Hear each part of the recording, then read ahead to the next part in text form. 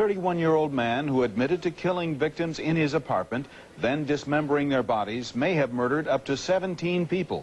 A serial killer is on the loose in the Daytona area. Investigators are on the trail of a possible serial killer.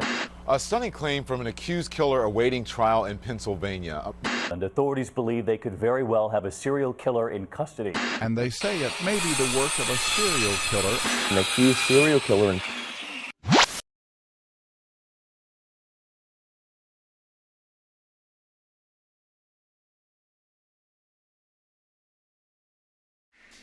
Welcome to another spine-chilling episode of 5 Minutes of Murder, the show where I, Daddy Longlegs, take my laser-like focus and keen sixth senses and profile the workings of one of the world's real-life monsters, that of a serial killer. On tonight's segment, we take a closer look at Wichita's own Dennis Lynn Rader, also known as the BTK Killer, AKA BTK Strangler, which, if you didn't already know, the BTK stands for Blind Torture Kill. Not BLT, not bacon, nothing like that. For the people of Wichita, this was absolutely chilling, absolutely startling, because murders like this, they happened in New York or on the West Coast or in Europe, but they didn't happen here in the heartland. This was the man that was responsible for the torture and murder of at least 10 people between 1974 and 1991, and possibly more. Dennis was born March 9th, 1945 in Pittsburgh, Kansas, to Dorothy May Rader and William Elvin Rader. He was the oldest of 4 sons. Growing up in Wichita, Kansas, he attended Riverview School, in which he enjoyed a seemingly normal childhood.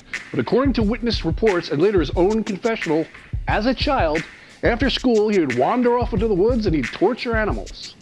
A couple of my classmates who were probably with him a lot more than I was away from school, a couple of them have indicated to me that they saw at a young age that he would go after like turtles and this kind of stuff, and as opposed to maybe killing them the way a lot of us would have if it was a snapping turtle or something like that. They said that he would hang them. Well, I never saw that. I didn't hear about that till after he had been convicted. Much later, Dennis would graduate from Wichita Heights High School and go on to college. We're now at the age of 17. Dennis dropped out of college and he joined the U.S. Air Force. He was in the Air Force from 1966 to 1970, and he reached the rank of sergeant. He was also awarded the Air Force Good Conduct Medal, the Small Arms Expert Marksmanship Ribbon, and the National Defense Service Medal. Basically, he was pretty well decorated, so that's kind of a cool thing. Now, after the Air Force, he returned to Wichita, and he basically started going to college again. He would then meet Paula E. Dietz and quickly marry her. On May 22nd, 1971, he married his wife of all 34 years. Now, in 1974, just after college, Dennis landed a job at the security company ADT, which would not only provide him valuable home security information, but it would also supply him with his first 4 victims. Then, January 15th, 1974, the BTK killer would first strike. On that particular day, the 15th day of January, 1974, can you tell me where you went to kill Mr. Joseph Otero? I think it's 1834, Edgemore. I came to the back door, cut the phone lines, waited at the back door, had reservations about even going or just walking away, but pretty soon the door opened and I was in. And I took him back to the bedroom. You took who back to the bedroom? The family, to the bedroom, the 4 members. All right, what happened then? At that time I tied him up. What did you do to Joseph Otero Sr.? Joseph Otero? Yeah, Joseph Otero Sr., Mr. Otero, the father. I put a plastic bag over his head and then some cords and tightened it. This was in the bedroom? Yes, sir. Did he, in fact, suffocate and die as a result of this? Not right away. No, sir, he didn't. What happened? Well, after that, I did Mrs. Otero. I had never strangled anyone before, so I really didn't know how much pressure you had to put on a person or how long it would take. But was she also tied up there in the yes, bedroom? Yes, yeah, both their hands and their feet were tied up. She was on the bed. Where were the children? Well, Josephine was on the bed and Junior was on the floor this time.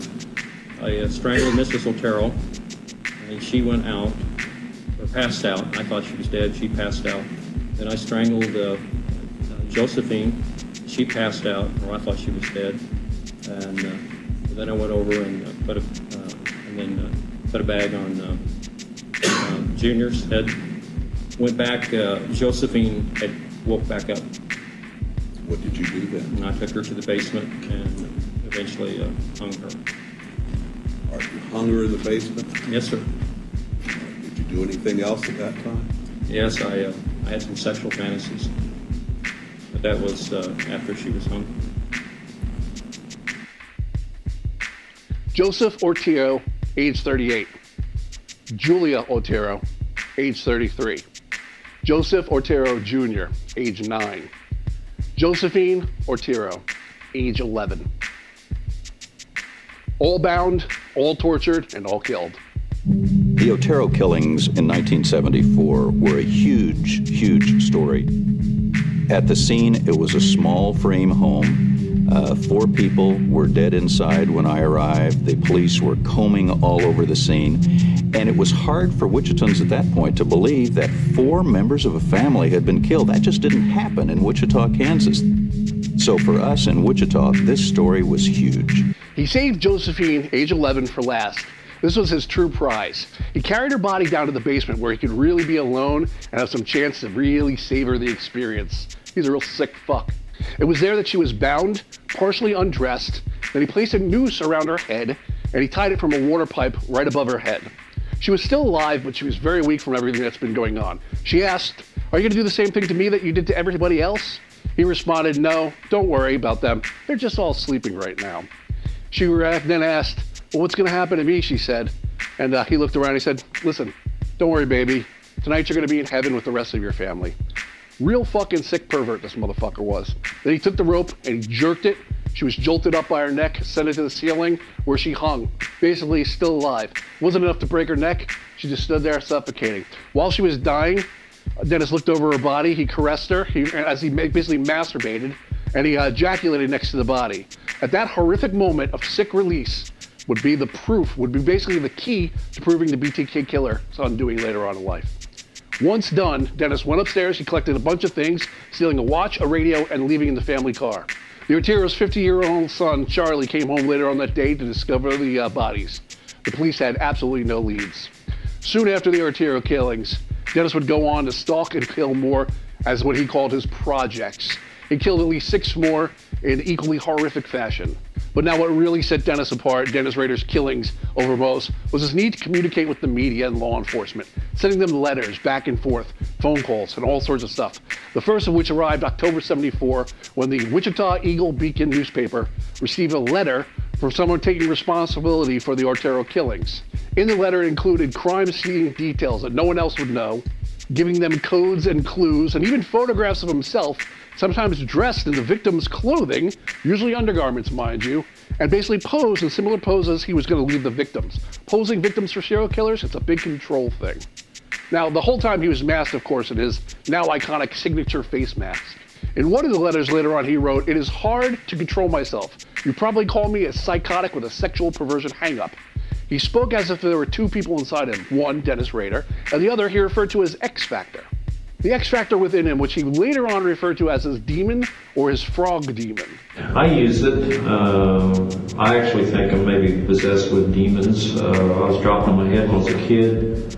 I've talked to some theological Christian people, and some of those people are really strong. They actually think, well, the Bible says that there's demons and within you, or can come into you.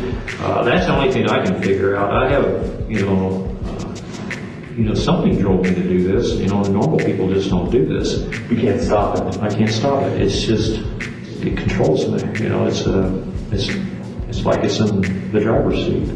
With each murder, he became more bold, basically calling up a tip line that was set up just to establish murders information on him.